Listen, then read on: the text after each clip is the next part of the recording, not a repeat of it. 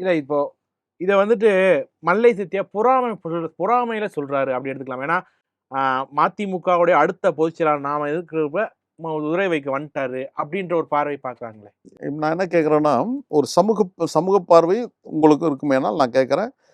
22 ஆண்டுகள் 32 ஆண்டு கால பொது வாழ்க்கையில வந்து 21 ஆண்டுகள் நான் வந்து துணை பொதுச் செயலாளரா இருந்திருக்கிறேன். ம். அப்ப துணை பொதுச் செயலாளரா இருக்கிற எனக்கு அந்த அடுத்தது கட்சியோட முதன்மைச் செயலாளரா வருவதற்கோ, அல்லது பொருளாளரா வருவதற்கோ அது ஓப்பனா சொல்ல வேண்டாம் இல்ல, நீங்க. இல்ல. இது நான் சொல்லணும்னு அவசியம் இல்ல சார். ஒரு தலைவனுக்கு அந்த பார்வை இருக்குமேனால், அவர் என்ன நிறுத்தி இருக்கணும். ஏன் அவர் நிறுத்தல அப்பன்னா? எது உங்களை தடுத்தது? தண்ணீரில் பிளவு ஏற்பட்டா ஒட்டிக்கும், கண்ணாடியில பிரச்சனை தான் ஒட்டிக்கும் அப்படின்னாரு. இப்ப ஏன் அந்த நிலைமை மாறிடுச்சு? ஒரே மாசத்துல எப்படி இந்த மாற்றம் உருவாச்சு? சொல்லாடல் ஆங்கிலம் தான் சொல்லுவாங்க. பிளட் இஸ் திக்கர் தன் வாட்டர் அப்படின்னுவாங்க. அது உண்மையாக நீங்க சொல்றபடியே அது உண்மையாக இருக்குமா? அப்போ இந்த கட்சியுடைய துணை பொதுச் செயலாளர் இருந்த என்னை நீங்கள் அடுத்த இடத்துல ப்ரொமோட் பண்ணி வைக்கிறதுக்கு உங்களுக்கு மனசு இல்ல. நேத்து வரையிலும் கார்ப்பரேட் கம்பெனிகள்ல வேலை செஞ்சிருந்துட்டு மத்திய அரசாங்கத்துல பணியாற்றிட்டு ஆடிட்டிங் வேலை செஞ்சுட்டு வந்தவர் நீங்க எட்டு வந்து மேல குறை வச்சிருவீங்க. எங்களுக்கு என்ன தகுதி இல்லை, எங்களுக்கு என்ன அந்த இடத்துக்கு வருவதற்கான எது உங்களை தடுக்குது?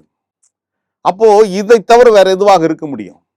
ஏன் நீங்க அதை செய்யலன்னா இப்போது நான் கேட்கிறேன். அப்போ எனக்கு அந்த விருப்பம் இல்லை என்பது வேறு விஷயம். ஆனால் ஒரு பொது சிந்தனை திராவிட இயக்கத்தில் உங்களுக்கு இருக்குமேயானால் நீங்கள் கொடுத்து அழகு பார்த்துருக்கணும்.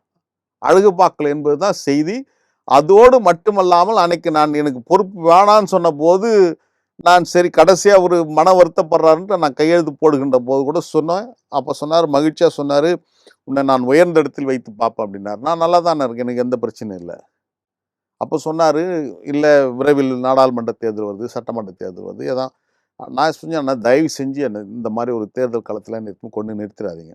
நான் கடன் வாங்க முடியாது. நான் ஒன்றும் பெரிய துரை மாதிரி அவங்க அப்பா மாதிரி அவங்க தாத்தா மாதிரி பெரிய ஜமீன் பண்ணையார் வீட்டு குடும்பம் கிடையாது. நாங்கள் உழைத்து வருஷத்தில் 2-3 நில வணிகம் பிஸ்னஸ் பண்ணோம்னா எனக்கு கிடைக்கிற பணத்தில் தான் நாங்கள் அரசியல் பண்ணுறோம். எனக்கு நண்பர்கள் அவங்க கொடுக்குற பணம் தான். நான் இப்போ கடன் வாங்கிட்டு கடந்த சட்டமன்ற தேர்தலில் கொடுத்த என்னுடைய நிலத்தையே இன்னும் நான் மீட்கலை. இன்னும் அடமானத்தில் தான் இருக்குது. பாராளுமன்றத்தில் வாங்கின கடத்துக்கு அந்த சொத்தை அப்படியே நாங்கள் விற்றுருக்குறோம். துரை மாதிரி ஊர் ஃபுல்லாக சொத்து வாங்கி வைக்கல. இப்போ அவங்க சொல்கிறாங்க, கொடைக்கானலில் இருக்கிற சொத்து வாங்கிக்கலாமா, இந்த சொத்து வாங்கிக்கலாமான்னு. நாங்கள் அதான் எங்கள் தோழர்கள் சொன்னாங்க, என்னோட மொத்த சொத்தையும் கொடுத்துட்றோம், செங்கல்பட்டு மாவட்டத்தில் இருக்க துரைக்கு இருக்கிற சொத்து மட்டும் பரிவர்த்தனை பண்ணிக்கலாமான்னு கேட்குறோம். ஏன்னா தூத்துக்குடி மாவட்டம் சங்கரங்கோயிலில் வட்டத்தில் பிறந்த துரைக்கு செங்கல்பட்டு மாவட்டத்தில் கோடிக்கணக்கான சொத்து இருக்கும்போது மல்லை சத்யாவுக்கு சொத்து இருக்கக்கூடாதா என்ன? அது என்ன இந்த பார்வையே தப்புன்னு நான் சொல்கிறேன். அப்போது நீங்கள் அந்த மாதிரி இடத்துல தான் நீங்கள் அடக்கி வைக்க பார்க்கணும்னு நினைக்கிறீங்க. அதெல்லாம் முடியாது.